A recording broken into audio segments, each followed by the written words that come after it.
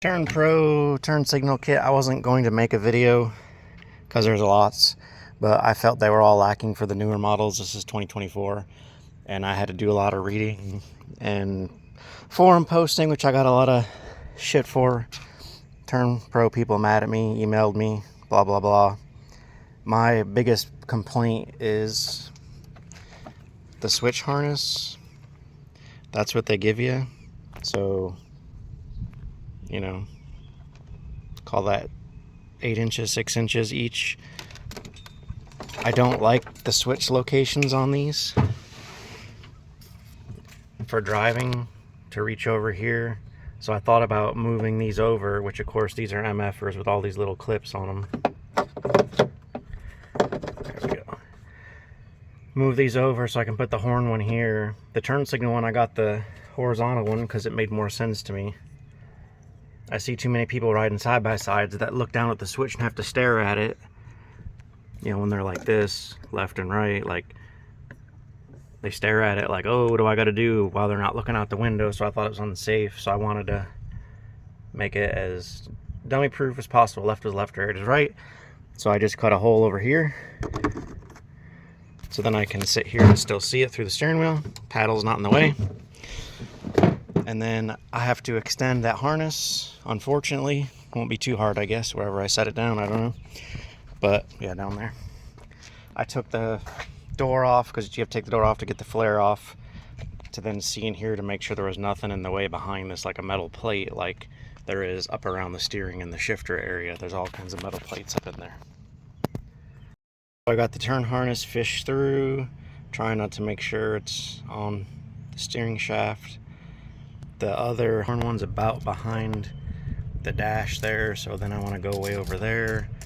So I'm going to just make about a 20-inch pigtail extension. I want to put it in that far left one so the horn button's closer, if I don't destroy those switches trying to get the back shell off. Either way, 20 inches should give me a little extra.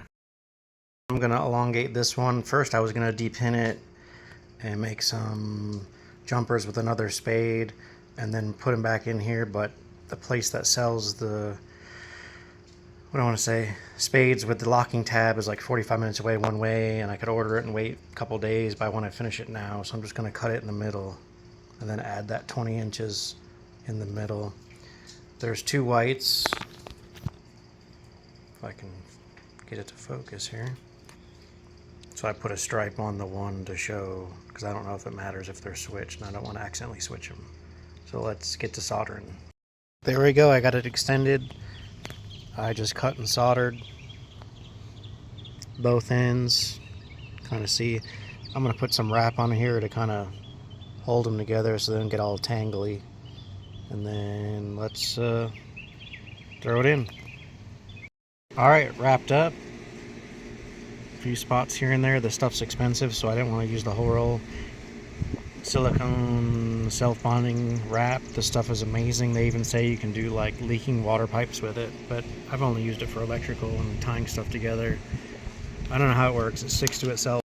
So I got the switch in. It's a tad bit high, so if you do yours like mine, put it a little bit lower, because there's a metal plate that my back shell rests against, which it fits good, but it'd be way better if it was a little bit lower. I had to put the switch down there because of the switch size. I'd had to carve all that up and whatever, and how often use the horn, right? I decided to do the headlights also from, I can't remember, Amazon or eBay. I'll put a link, with the running light turn signal. Kind of cool looking combo. I haven't done that side yet. It's, you got to pull all this off the door.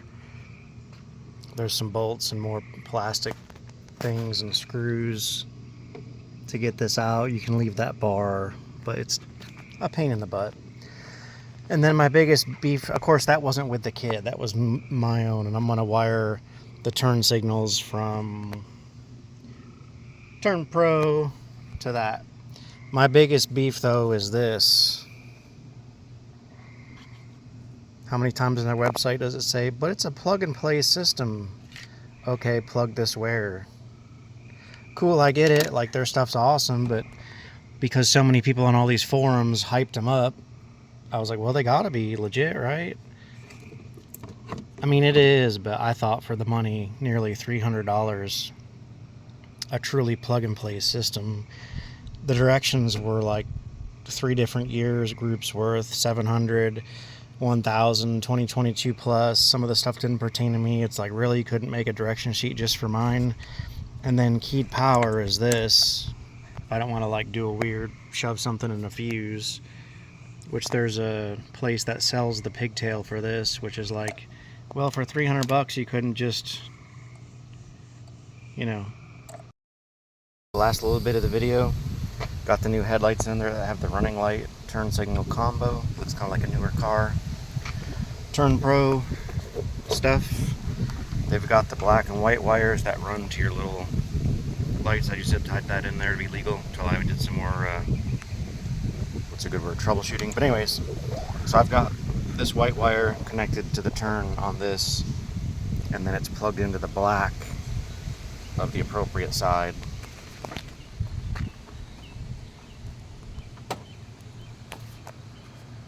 And it works. Black only, not the white.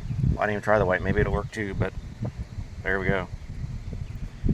So now I got that working. Now I got to just figure out how to tap into the pink wire with a relay or something to use for the running light.